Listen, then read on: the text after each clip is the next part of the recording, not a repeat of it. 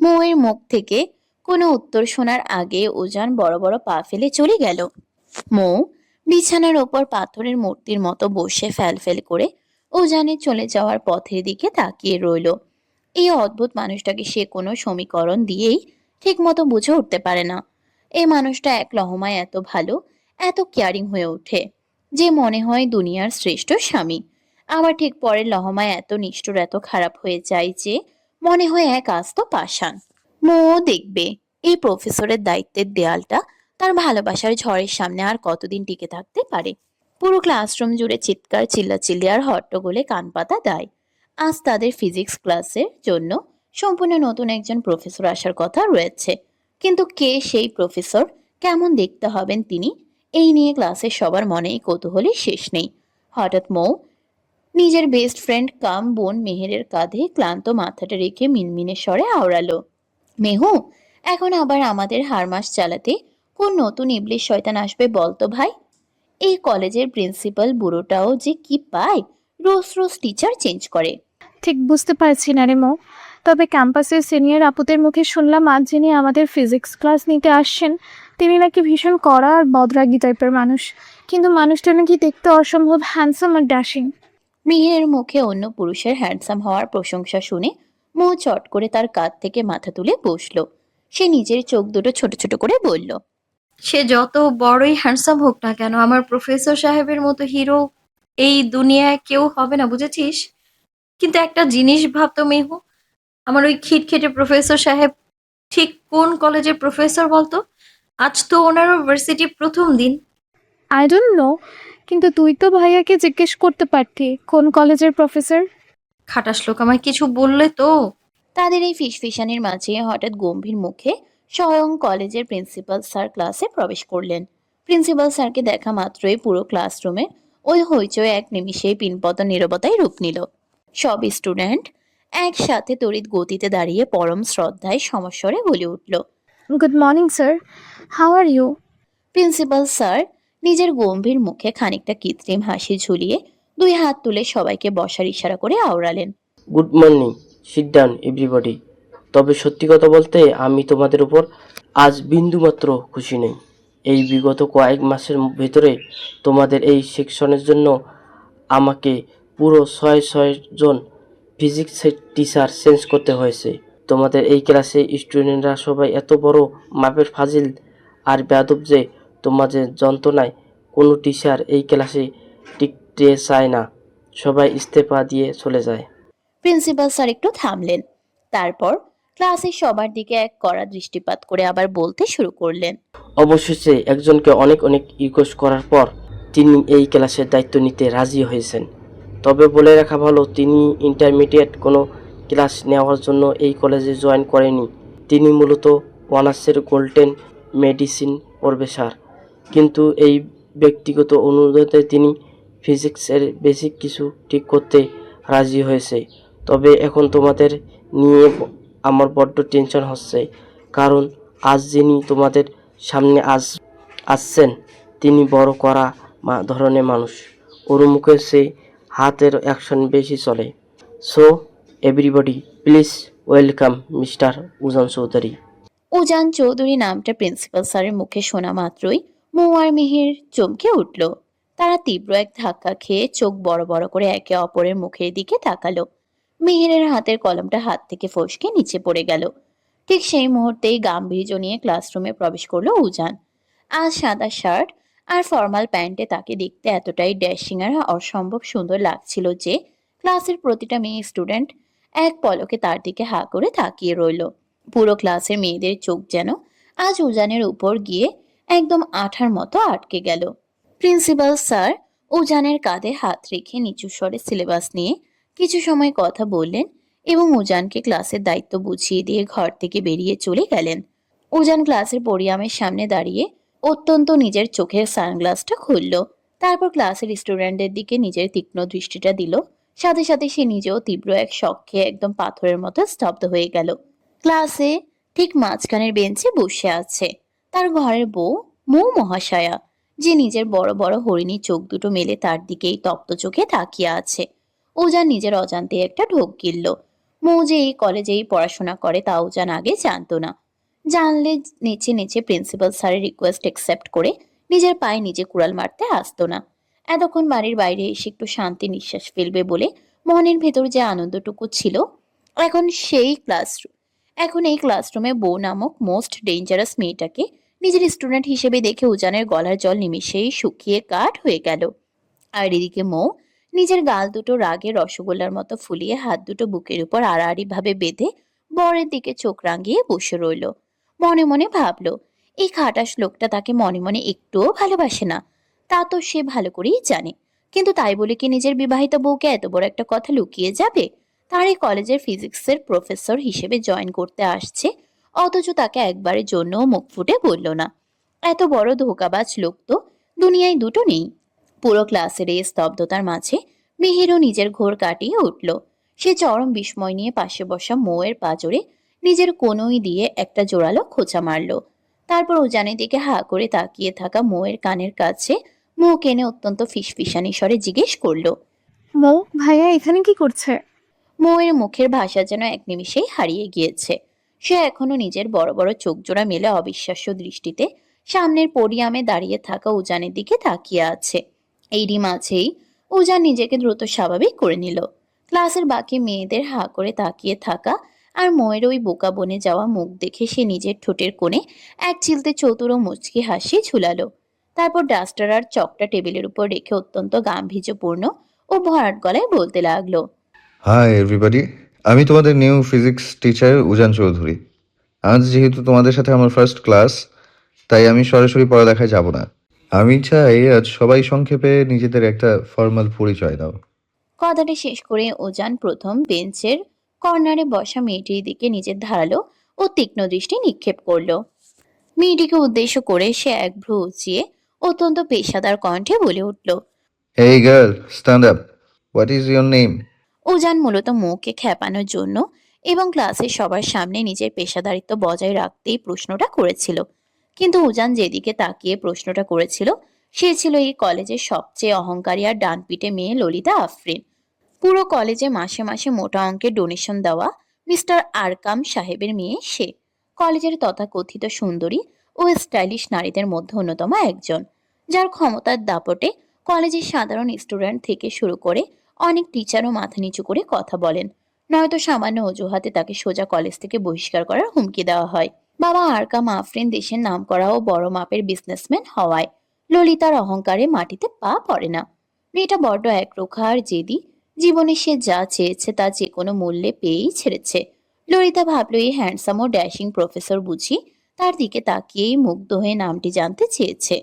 সে নিজের ঠোঁটে এক চিলতে চপল হাসি ঝুলিয়ে খানিকটা উজানের দিকে ঝুঁকে এলো এবং আদুরে গলায় বলল। I am Lalita Afrin, mister Akram Afrin সাহেবের ওরফে এই কলেজের যিনি মূল প্রতিষ্ঠাতা ও দাতা, আমি ওনার একমাত্র মেয়ে। ললিতার ধারণা ছিল তার বাবার নাম আর বিপুল প্রতিপত্তির কথা শুনলে এই নতুন প্রফেসরও বাকিদের মতো থতমত খেয়ে তাকে সমীহ করা শুরু করবেন। কিন্তু মেয়েটির এই দ্যামাগি ও বাড়তি উত্তরে উজান বিন্দুমাত্র খুশি হলো না, বরং তার গম্ভীর মুখাবয়ব আরো শক্ত ও শীতল হয়ে উঠল। সে ললিতার দিকে এক পলক তাকিয়ে অত্যন্ত কড়া ও গম্ভীর স্বরে ক্লাসরুম কাঁপিয়ে আওড়ালো। Just shut up miss Afrin. ক্লাসে অতিরিক্ত কথা একদম আমার অপছন্দ। আমি তোমাকে শুধু তোমার নিজের নামটুকু জিজ্ঞাসা করেছি। তোমার বাবার নাম কিংবা ওনার সম্পত্তির খতিয়ান জানতে চাইনি। So behave yourself. উজানের মতো একজন অত্যন্ত হ্যান্ডসাম কিন্তু কঠোর শিক্ষকের কাছ থেকে পুরো ক্লাসের সামনে এমন অপমানজনক ও কড়া ধমক খাবে তা ললিতা নিজের স্বপ্নেও কল্পনা করেনি। মুহূর্তের মধ্যে পুরো ক্লাসের সামনে ললিতার অহংকারী ফর্সা মুখের রং পাল্টে গিয়ে লাল কালো হয়ে গেল। অপমানে আর রাগে তার শরীর কাঁপতে লাগলো। উজানও দ্রুত ললিতার সামনে থেকে সরে গেল। সে এবার এক এক করে ক্লাসের বাকি সকল স্টুডেন্টদের কাছে গিয়ে তাদের পরিচয় জেনে নিতে লাগলো। এভাবে একে একে সবার পরিচয় নেওয়া শেষ করে উজান এবার ধীর পায়ে এগিয়ে গিয়ে ঠিক মোয়ের বেঞ্চের সামনে এসে দাঁড়ালো। ক্লাসের বাকি সব স্টুডেন্ট উজানকে সামনে আসতে দেখে সম্মানে দাঁড়িয়ে গেলেও মৌ কিন্তু নিজের জায়গা থেকে এক চুলও নড়ল না। সে আগের মতোই গাল দুটো রসগোল্লার মতো ফুলিয়ে অভিমানী মুখ করে বেঞ্চে বসে রইল। পাশে বসা মেহের তাকে কনুই দিয়ে কয়েকবার খোঁচা মেরে দাঁড়িয়ে পড়ার কথা বলল। তবুও মো ওজানের উপর অভিমানী একটুও শুনল না। ওজান নিজের মুখে চরম গাম্ভীর্য বজায় রেখে ভরাট গলায় মোকে উদ্দেশ্য করে প্রশ্ন করল। Miss Tasfia Mou, please stand up. মো এবার উজানের কড়া ধমক শুনে বাধ্য হয়ে দাঁড়িয়ে গেল বটে, কিন্তু সে মুখ ঘুরিয়ে অন্যদিকে তাকিয়ে রইল। উজানের চোখের দিকে একবারের জন্যও তাকালো না। মোয়ের এমন বাচ্চাদের মতো অভিমানী ও রাগী মুখখানা দেখে উজান নিজের মনের ভেতর এক চিলতে নিঃশব্দে হাসলো। তবে ক্লাসের বাকি স্টুডেন্টরা এবার একদম ড্যাব ড্যাব করে উজানের মুখের দিকে তাকিয়ে রইল, কারণ মো তো এখনো নিজের মুখ ফুটে নামই বলেনি। তাহলে এই নতুন প্রফেসর প্রথম দিনেই তার নাম তাসফিয়া মো কিভাবে নিখুঁতভাবে জানতে পারলেন, সেটাই সবার মাথায় ঢুকছিল না। উজান সবার মনের কৌতূহল টের পেয়ে কিছুটা নিচু হয়ে মেঝে থেকে মোয়ের পড়ে থাকা ফিজিক্স বইটা কুড়িয়ে নিল। বইয়ের প্রচ্ছদে বড় বড় অক্ষরে লেখা তাসফিয়া মো। উজান বইটা আলতো করে মোয়ের বেঞ্চের উপর রেখে ক্লাসের বাকি স্টুডেন্টদের উদ্দেশ্য করে আওড়ালো। লিসেন এভরিবডি, মিস তাসফিয়া মৌয়ের নামটা আমি এত নিখুঁতভাবে কিভাবে জানতে পারলাম তা এবার নিশ্চয়ই তোমরা বুঝতে পেরেছো। সো আমার মুখের দিকে ওভাবে হাঁ করে তাকিয়ে না থেকে সবাই নিজেদের সামনের বইয়ের দিকে মনোযোগ দাও। উজানের চতুর বুদ্ধি দেখে ক্লাসের সকল স্টুডেন্ট লজ্জায় মাথা নিচু করে নিল। আর ঠিক সেই সুযোগেই উজান মোয়ের দিকে বেশ খানিকটা ঝুঁকে এসে একদম নিচু ও ফিসফিসানি স্বরে কড়া গলায় বলে উঠল। মিসেস চৌধুরী, ক্লাস টাইম শেষ হওয়া মাত্রই সরাসরি আমার পার্সোনাল কেবিনে এসে দেখা করবেন, নয়তো কলেজের প্রথম দিনে কিন্তু বড় রকমের পানিশমেন্ট পেতে হবে, মনে থাকে যেন। কথাটা বলে উজান আর এক সেকেন্ডও সেখানে দাঁড়ালো না। সে ব্ল্যাকবোর্ডের সামনে এগিয়ে গিয়ে ফিজিক্সের কিছু বেসিক ম্যাথ আর সূত্র বোর্ডে করাতে লাগলো। দেখতে দেখতে ক্লাসের নির্ধারিত সময় প্রায় শেষের দিকে চলে এলো। উজান সবার উদ্দেশ্যে কড়া গলায় জানালো। এভরিওয়ান, আজ যেহেতু তোমাদের সাথে আমার ফার্স্ট ক্লাস, সেই জন্যই আজকে আর বেশি কিছু করাচ্ছি না। নেক্সট ক্লাসে আসার আগে বোর্ডে দেয়া এই ম্যাথগুলো সবাই হোমওয়ার্ক হিসেবে করে নিয়ে আসবে, নয়তো ক্লাসে ঢুকতে দেওয়া হবে না। উজানের এই কড়া নির্দেশ শোনা মাত্রই ক্লাসের মাঝখানের বেঞ্চ থেকে একটা ছেলে তার ছেলের হাসি ঝুলিয়ে দাঁড়িয়ে পড়ল। সে অত্যন্ত দ্যামাগি সুরে বলল। পানিশমেন্ট মানে কিসের পানিশমেন্টের কথা বলছেন স্যার? এই কলেজের হিস্ট্রিতে আজ পর্যন্ত কোনো বড় বড় টিচারও আমাদের এই সেকশনকে পানিশমেন্ট দেওয়ার কথা কল্পনা করতে পারেনি। আর আপনি কলেজে পা রাখার কয়েক ঘন্টাও হয়নি, এর মধ্যে আমাদের পানিশমেন্ট দেওয়ার ভয় দেখাচ্ছেন? শুনুন স্যার, আমি হলাম এই এলাকার উচিত স্যার, আমাকে এইসব ফালতু ভয় দেখাবেন না, নয়তো আপনার চাকরি। ছেলেটির হুমকি মাখা কথা শেষ হওয়ার আগে উজান বিদ্যুৎ গতিতে এগিয়ে গিয়ে ছেলেটির গলা চেপে ধরে তার গালে পরপর কয়েকটা সজোরে ঠাস ঠাস করে থাপ্পড় বসিয়ে দিল। আচমকা ক্লাসরুমে এমন একটা কাণ্ড ঘটে যাবে তাকেও ভাবেনি। থাপ্পড় খেয়ে ওসির বুকে যাওয়া ছেলে জিহাদ নিজের গাল চেপে ধরে চরম ভয়ে আর আতঙ্কে কাঁপতে লাগলো। পুরো ক্লাসরুম জুড়ে এক ভয়ানক নিস্তব্ধতা নেমে এলো, যেখানে এই কলেজে জিহাদের চোখের দিকে তাকিয়ে কথা বলার সাহস কোনো সাধারণ স্টুডেন্ট বা কোনো টিচারের হতো না। সেখানে এই নতুন প্রফেসর প্রথম দিনেই তাকে সবার সামনে চড় মারলো। এটা ভেবেই জিহাদের রাগে গা জ্বলছিল, কিন্তু উজানের রুদ্ররূপ দেখে সে টু শব্দ করার সাহস পেল না। উজান এবার বাঘের মতো গর্জন তুলে পুরো ক্লাস কাঁপিয়ে তুলল। Listen to me very carefully. Ujan Chowdhury কারো বাপের কেনা গোলাম নয়। এই ক্লাসের সময়টুকু যেহেতু আমার, সো এই 4টি দেয়ালের ভেতর সবকিছু শুধুমাত্র আমার রুলস অনুযায়ী চলবে। কার বাবা মিনিস্টার, কার বাবা ওসি, এসব ফালতু জিনিস দেখার টাইম বা ইন্টারেস্ট আমার কোনোটাই নেই। আজ ফার্স্ট ডে বলে তোমাকে শুধু ছেড়ে দিলাম। নেক্সট টাইম যদি আমার ক্লাসে এমন তেরিবেরি করো, তবে কান ধরে পুরো ক্যাম্পাসে এক পায়ে ঘোরাবো, মাইন্ড ইট। আর হ্যাঁ, লিসেন গার্লস, তোমরা মেয়ে বলে পার পেয়ে যাবে এমনটা ভাবার কোনো অপশন নেই। অন্যায় করলে কাউকে ছেড়ে দেওয়া উজান চৌধুরীর ধাতে নেই, মনে রেখো সবাই। যে ক্লাসে সবসময় টিচারের চেয়ে স্টুডেন্টদের চিল্লানোর শব্দে কান পাতা যেত না, আজ সেই ক্লাসের প্রতিটা স্টুডেন্ট একদম মুখে কুলু পেটে বিড়ালের মতো চুপ হয়ে রইল। কারোর মুখে একটা কথাও সরল না। এরই মাঝে উজান নিজের হাত ঘড়ির দিকে তাকিয়ে এক দীর্ঘশ্বাস ফেলে দ্রুত ক্লাসরুম ত্যাগ করে করিডোর দিয়ে হেঁটে নিজের পার্সোনাল কেবিনের দিকে এগিয়ে গেল। ক্লাস শেষ করে উজান নিজের ক্লান্তি দূর করতে যেই না নিজের পার্সোনাল কেবিনের দরজা খুলে ভেতরে ঢুকেছে, ঠিক তখনই হঠাৎ কেউ একজন এসে তীব্র আবেগে তাকে শক্ত করে চাপটে ধরল। উজান মুহূর্তের মধ্যে স্তব্ধ ও নিথর হয়ে গেল। তাকে এভাবে হুট করে জড়িয়ে ধরার অধিকার আর পাগলামি শুধুমাত্র তার পুচকে বউ মোয়েরই আছে। কিন্তু মো তো এখন মাত্রই ক্লাস শেষ করে বান্ধবীদের সাথে ক্লাসরুমে থাকার কথা। তাহলে এই বন্ধ কেবিনের ভেতর এত সাহস নেই তাকে কে জড়িয়ে ধরলো? ও যা নিজের সমস্ত পুরুষালী শক্তি দিয়ে নিজেকে সেই বাঁধন থেকে ছাড়ানোর আপ্রাণ চেষ্টা করতে লাগলো। ঠিক তখনই তার কানের কাছে এক চেনা বিষাক্ত মেয়েলি কণ্ঠস্বর ভেসে এলো। উজান, কেমন আছো তুমি? এতগুলো বছর পর আজ সামনাসামনি দেখেও এভাবে চট করে ভুলে গেলে আমায়? কণ্ঠটা শোনা মাত্রই ও জানে চেনা পৃথিবীর সব আলো যেন এক পলকে নিভে গেল। সে তীব্র এক ঝটকায় মেয়েটিকে নিজের শরীর থেকে দূরে সরিয়ে দিল। মেয়েটির মুখের দিকে তাকানো মাত্রই উজানের চারপাশে চেনা জগৎটা যেন স্তব্ধ হয়ে গেল। এই তো সেই শিরিন, যাকে উজান নিজের তরুণ বয়সে নিজের উদীয়মান যৌবনে প্রথম দেখার পর পাগলের মতো ভালোবেসেছিল। মেয়েটির মুখের অবয়ব এখনো ঠিক আগের মতোই আছে, চেহারায় তেমন কোনো পরিবর্তন আসেনি। তবে একসময় এই মেয়েটিকে উজান যতটা না ভালোবাসতো, আজ তার চেয়ে কোটি গুণ বেশি ঘৃণা করে। যাকে নিয়ে একসময় স্কুল কলেজের গণ্ডি পেরিয়ে নিজের জীবনের ঘরণী বানানোর হাজারো রঙিন স্বপ্ন বুনতো উজান, ঠিক সেই মেয়েটি একদিন উজানকে একাকী এক মাস দরিয়ায় ফেলে তারই সবচেয়ে কাছের বন্ধুর হাত ধরে পালিয়ে গিয়ে বিয়ে করে নতুন সংসার শুরু করেছিল। আজ দীর্ঘ 14টা বছর পর তাদের আবার এভাবে সামনাসামনি দেখা হলো। উজানের বয়স যখন মাত্র 16, তখন তাদের স্কুলে নতুন ভর্তি হয়েছিল শিরিন। মেয়েটি ছিল উজানের চেয়ে 3 বছরের জুনিয়র। প্রথমে দুজনের মধ্যে বন্ধুত্ব, তারপর ধীরে ধীরে তা এক গভীর ও অন্ধ ভালোবাসায় রূপান্তর হয়। একসাথে স্কুলের গণ্ডি পেরিয়ে যখন তারা কলেজ লাইফের শেষ প্রান্তে, ঠিক তখনই এইচএসসি পরীক্ষায় মাত্র কয়েক মাস আগে শিরিন উজানের বই ঠিক তখনই এইচএসসি পরীক্ষার মাত্র কয়েক মাস আগে শিরিন উজানেরই পরম বন্ধুর সাথে পালিয়ে গিয়ে বিয়ে করে নেয়। অথচ উজান তাকে নিজের জীবনের সবটুকু উজাড় করে ভালোবাসতো। উজানের সাথে শিরিনের 4 বছরের দীর্ঘ সম্পর্ক ছিল, কিন্তু পরে উজান জানতে পারে তার আড়ালে তার বন্ধুর সাথেই নাকি শিরিনের 5 বছরের গভীর সম্পর্ক ছিল। শুধুমাত্র এই একটি মেয়ের বিশ্বাসঘাতকতার জন্য উজানের সাজানো সুন্দর জীবনটা এক নিমিষেই তছনছ হয়ে গিয়েছিল। সে এতটাই মানসিক আঘাত পেয়েছিল যে জীবনের প্রথম পরীক্ষা এইচএসসিতে সেফ ফেল করে বসেছিল।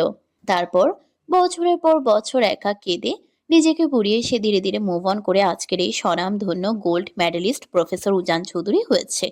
এখন সে এই মেয়েটিকে তীব্র ঘৃণা করলেও মনের কোনো এক অন্ধকারে কোণ থেকে তার নামটা পুরোপুরি ভুলতে পারেনি।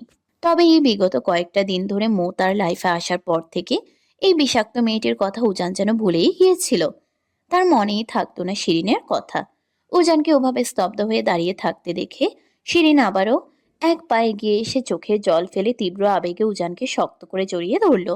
আর ঠিক সেই চরম মোক্ষম মুহূর্তেই প্রফেসরের কেবিনের দরজা ঠেলে ভেতরের রুমে প্রবেশ করলো মৌ। ভেতরে ঢুকেই উজান আর শিরিনকে অমন এক অতি ঘনিষ্ঠ ও অপ্রস্তুত অবস্থায় জড়িয়ে ধরে থাকতে দেখে মৌয়ের মাথার উপর যেন আস্ত আকাশটাই ভেঙে পড়ল। তার বুকের ভেতরটা এক নিমিষেই হাজারটা টুকরো হয়ে গেল। যাকে সে ভালোবাসে সে এখন অন্য একটা অচেনা মেয়ের বাহুবন্ধনে আবদ্ধ। মৌয়ের চোখ দুটো মুহূর্তের মধ্যে নোনা জলে ভরে উঠল এবং আপনা আপনি 2 ফোঁটা অশ্রু গাল বেয়ে গড়িয়ে পড়ল মেঝেতে। উজান দরজার দিকে তাকিয়ে মৌয়ের ভাঙা চাউনি দেখে পুরোপুরি থমকে গেল। সে তড়িঘড়ি করে শিরিনকে নিজের শরীর থেকে ধাক্কা দিয়ে সরিয়ে দিতে চাইল, কিন্তু শিরিন এবার বড্ড শক্ত করে উজানকে আঁকড়ে ধরে রাখায় উজান তাকে সরাতে ব্যর্থ হলো। আর উজানের বুকে অন্য নারীর এই অধিকার দেখা মাত্রই মৌ আর 1 সেকেন্ডও সেখানে দাঁড়িয়ে নিজের আত্মসম্মান বিলিয়ে দিল না। সে কাঁদতে কাঁদতে তড়িৎ গতিতে কেবিন ছেড়ে করিডোর দিয়ে বাইরের দিকে ছুটে চলে গেল। উজান এবার নিজের সর্বশক্তি খাটিয়ে শিরিনকে এক ঝটকায় দূরে সরিয়ে দিয়ে তার গাল বরাবর 2টো থাপ্পড় বসিয়ে দিল। উজান মুহূর্তের মধ্যেই বাঘের মতো গর্জন করে উঠল। তুই কোন সাহসে আমাকে জড়িয়ে ধরলি? উজান, তুমি আমাকে থাপ্পড় দিলে, আবার এত নোংরা ভাষায় গালি দিচ্ছ। নিজের ভালোবাসার মানুষের সাথে কেউ কি এভাবে রুড বিহেভিয়ার করে? তোর মতো উজান চৌধুরী অন্তত ভালোবাসে না। কাল নাগিনী, আমি তোকে 14 বছর আগে আমার লাইফ থেকে আউট করে দিয়েছি, আর আজ এত বছর পর তুই এসে আমাকে ভালোবাসা দেখাচ্ছিস? উজান আর 1 সেকেন্ডও সেখানে দাঁড়ালো না। সে দ্রুত কক্ষ থেকে বেরিয়ে মৌয়ের পিছু পিছু দৌড় দিল, কিন্তু ততক্ষণে অনেক দেরি হয়ে গিয়েছে।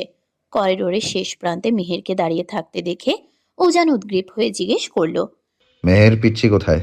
ওকে দেখেছো? মৌ তো কাঁদতে কাঁদতে কলেজ গেট দিয়ে বেরিয়ে গেল। কিন্তু ভাইয়া, সরি স্যার, আপনি মৌকে এমন কি বলেছেন যে ও ওভাবে কাঁদতে কাঁদতে চলে গেল? আপনি কি আবার ওকে থাপ্পড় দিয়েছেন? এই মেয়ে, তোমার কি কমন সেন্স নেই? আমি কেন ওইটুকু মেয়েকে মারতে যাব? তাছাড়া ও তো আমার বউ। উজান আর কোনো কথা না বলে বড় বড় পা ফেলে দ্রুত গেট দিয়ে বেরিয়ে গেল। তার দ্রুত চলে যাওয়ার দিকে তাকিয়ে মেহের মুগ্ধ হয়ে হাসলো। অনিচ্ছাই হলেও আজ প্রথমবারের মতো উজান মৌকে নিজের বউ বলে স্বীকৃতি করলো। এদিকে মৌ বাসায় ফিরে নিজের রুমে ঢুকে একটার পর একটা জিনিস মেঝেতে ছুঁড়ে দিয়ে ভাঙতে শুরু করলো। পুরো রুম লণ্ডভণ্ড হয়ে গেছে। তার চোখ থেকে অনবরত অশ্রু গড়িয়ে পড়ছে। বাড়িতে আজ শুধু আরিফুল চৌধুরী, তুবা আর মৌসুমী চৌধুরী রয়েছেন। বাকিরা সবাই কাজে বাইরে। তুবা অনেক চেষ্টা করছে মৌকে শান্ত করার, কিন্তু মৌ তাকে নিজের ধারে কাছেও আসতে দিচ্ছে না। আরিফুল চৌধুরী আর তুবা রুমের দরজার বাইরে হতাশ হয়ে দাঁড়িয়ে আছেন। মেয়েটার হঠাৎ এমন আগ্নেয়গিরির মতো ফেটে পড়ার কারণ কেউ বুঝে উঠতে পারছে না। মৌ হাতের তালু দিয়ে চোখ মুছে ঢুকরে কেঁদে উঠল। তারপর পাশ থেকে একটা ফুলদানি নিয়ে সজোরে ড্রেসিং টেবিলের আয়নার দিকে ছুঁড়ে মারল। ঝনঝন শব্দে সেটা চূর্ণ বিচূর্ণ হয়ে গেল। সে চিৎকার করে বলে উঠল, থাকবো না আমি এই বাড়িতে। আমি একটুও থাকবো না। আমার কেউ ভালোবাসে না। আমি চলে যাবো এখান থেকে। ঠিক সেই মুহূর্তেই উজান তড়িঘড়ি হয়ে রুমে প্রবেশ করলো। মৌয়ের কাছাকাছি আসতেই সে আবারও চিৎকার করে উঠল। একদম আমার কাছে আসবে না। এই রুমে আমি এই রুমের সব ভেঙে ফেলবো। কিচ্ছু রাখবো না। আর চলেই যাব আমি আপনার জীবন থেকে। থাকবো না আমি আর এক মুহূর্ত। উজান মৌয়ের কাছাকাছি পৌঁছাতে পারছে না, কারণ মৌ তার উপর একে একে জিনিস ছুঁড়ে মারছে। কাঁদতে কাঁদতে মৌয়ের মুখটা অনেকটা ফুলে উঠেছে। উজান নরম স্বরে বলল, পিচ্ছি, প্লিজ স্টপ। কেন এমন করছো? বললাম না আসবেন না আমার কাছে। এই বলেই মৌ উজানের শখের টফিগুলো মেঝেতে আছাড় দিয়ে ভেঙে ফেলল। রুম ভর্তি এখন ভাঙা কাঁচ আর ধ্বংস স্তূপ। কিন্তু উজান তবুও শান্ত। দরজার বাইরে দাঁড়িয়ে থাকা তুবা আর আরিফুল চৌধুরী হা হো করে তাকিয়ে আছেন। যে জিনিসগুলো উজান ইফাতকে পর্যন্ত স্পর্শ করতে দিত না ভেঙে যাওয়ার ভয়ে, আজ মৌ সেগুলো ভেঙে ফেলার পরেও উজান একদম চুপ। তার মুখে সামান্যতম রাগের আঁচড়ও নেই। বাবা, এসব কি দেখছি? ভাই মৌকে এত বড় কাণ্ডর পরেও একটা বকাও দিচ্ছে না। সেটাই তো ভাবছি আম্মাজান, ছেলেটার আজ কি হলো? উজান কয়েক ধাপ এগিয়ে মৌয়ের দিকে হাত বাড়ালো। মৌ সাথে সাথে ভাঙা কাচের টুকরো হাতে নিয়ে সাথে সাথে আবারও চিৎকার করে উঠল। আসবেন না আমার কাছে। যদি আসেন তাহলে আমি নিজেই নিজেকে আঘাত করব। ঠিক সেই মুহূর্তেই উজান বিদ্যুৎ গতিতে এগিয়ে গিয়ে মৌয়ের হাত থেকে কাচের টুকরো ফেলে দিয়ে নিজের দুই বাহুর মাঝে শক্ত করে জড়িয়ে ধরল। তারপর মৌয়ের কানের কাছে মুখ এনে অত্যন্ত আদুরে ও শান্ত স্বরে আওড়ালো, মিসেস উজান চৌধুরী, প্লিজ রাগটা একটু কন্ট্রোলে আনেন।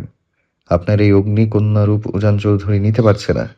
মুহূর্তের মধ্যেই পুরো রুম যেন নিস্তব্ধ হয়ে গেল। মৌয়ের চোখ কপালে ওঠার উপক্রম। উজান তাকে মিসেস উজান চৌধুরী বলে ডাকছে। দরজার বাইরে থাকা আরিফুল চৌধুরী আর তুবা বিস্ময়ে একে অপরের দিকে তাকিয়ে রইল। বাবা, ভাইয়ের কি মাথা ঠিক আছে? কি সব আবোল তাবোল বলছে ভাই? আরিফুল চৌধুরী নিজের ঠোঁটের কোণে এক চিলতে তৃপ্তির মুচকি হাসি ঝুলিয়ে তুবার মাথায় হাত রাখলেন। অত্যন্ত রসিকতার সুরে ফিসফিসিয়ে বললেন, আম্মাজান, ছেলে আমার এবার পুরোপুরি ফেঁসে গিয়েছে। মুখে সারাদিন বউ মানি না বউ মানি না বলা আমার ছেলেটা আজ নিজের অজান্তেই এই পুচকে মেয়েটার প্রেমে একদম হাবুডাবু খাচ্ছে। বাবা, আমার মনে হয় এখন আমাদের এখান থেকে যাওয়া উচিত। ওদের পার্সোনাল স্পেস দেওয়া দরকার। আম্মাজান, নাটক তো মাত্র জমলো, আর একটু দাঁড়িয়ে দেখি না ছেলে আমার কিভাবে বউ রাগ ভাঙায়।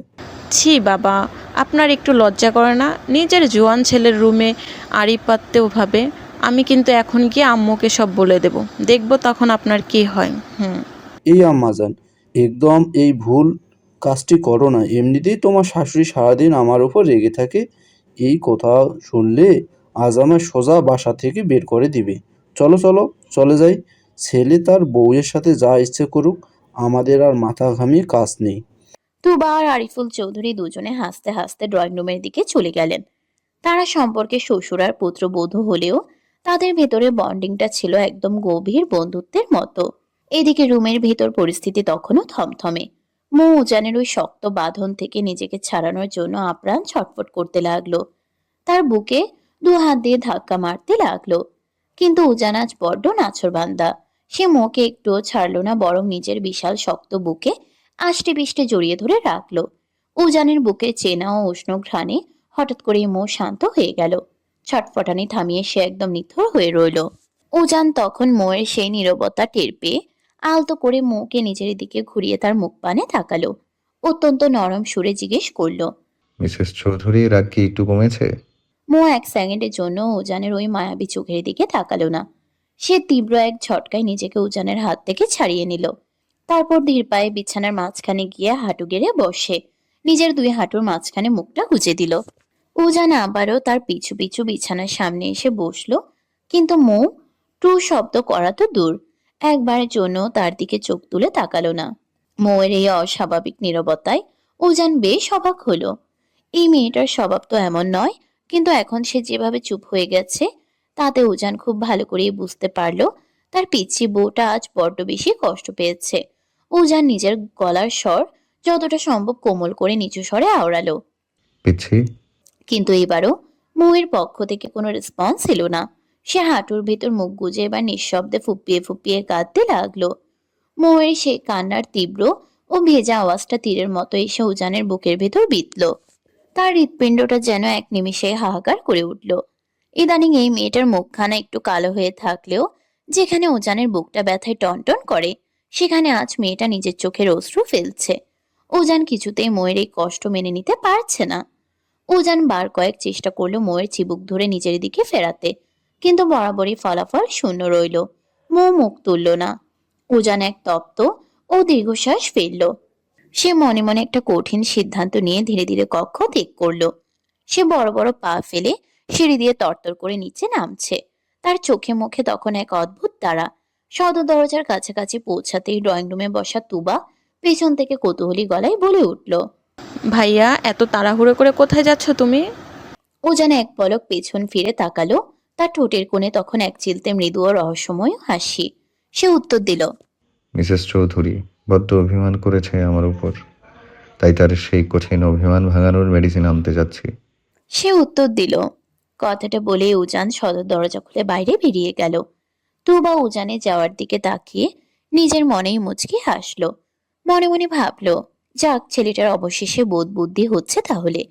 প্রায় আধ ঘন্টা পর উজান দুই হাতে অনেকগুলো বড় বড় কার্টুন আর বক্স নিয়ে হন্তদন্ত হয়ে বাসায় ঢুকলো। তা দেখে ড্রয়িং রুমে বসে থাকা সবার চোখ যেন চড়ক গাছ।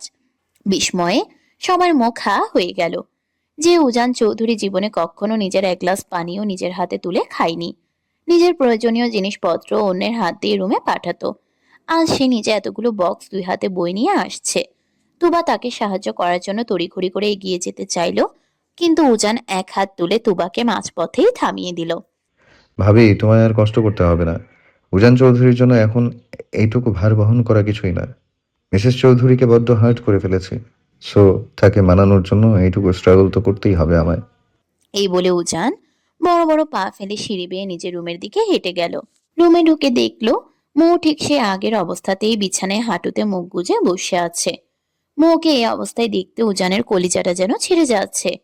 আজ উজানের হাতে থাকা বক্সগুলোর ভিতরে ছিল প্রচুর চকলেট, আইসক্রিম আর চিপস। এই সবকটি জিনিসই মৌয়ের ভীষণ প্রিয়।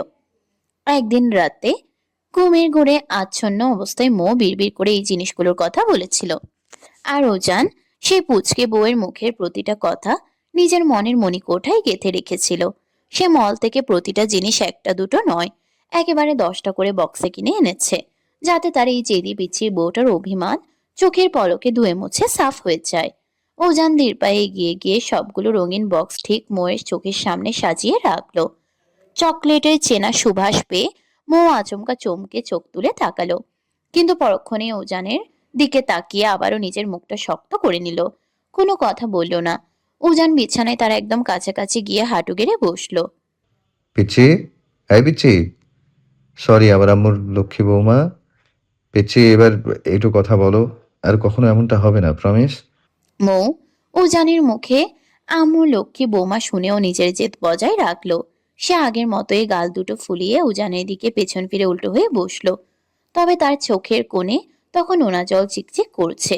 মনে হচ্ছে একটু নাড়া পেলেই বুঝে এক্ষুনি শ্রাবণের ধারার মতো গাল বেয়ে গড়িয়ে পড়বে। উজান এবার বিছানায় সরে গিয়ে সরাসরি মৌয়ের মুখোমুখি হয়ে বসলো। মৌয়ের নরম ফর্সা হাত দুটো জোর করে নিজের শক্ত হাতে তালুর ভাজি নিয়ে অত্যন্ত ফিসফিসিয়ে আকুল স্বরে আওড়ালো। হ্যাঁ পিচ্ছি, এভাবে চুপ করে থেকো না প্লিজ, কথা বলো না আমার সাথে। এই দেখো তোমার জন্য চকোলেট, আইসক্রিম, চিপস সব এনেছি, তবু কি কথা বলবে না আমার সাথে? আমি তো নিজ থেকে সরি বললাম, তবু ওভাবে গাল ফুলিয়ে বসে থাকবে? বলা মাত্রই মৌ তড়িৎ গতিতে উজানের হাত থেকে নিজের হাত দুটো টেনে সরিয়ে নিল। সে নিজের বড় বড় চোখ দুটো দিয়ে উজানের দিকে রাগী দৃষ্টি নিক্ষেপ করে ঝাঁকিয়ে প্রতিবাদ করে উঠল।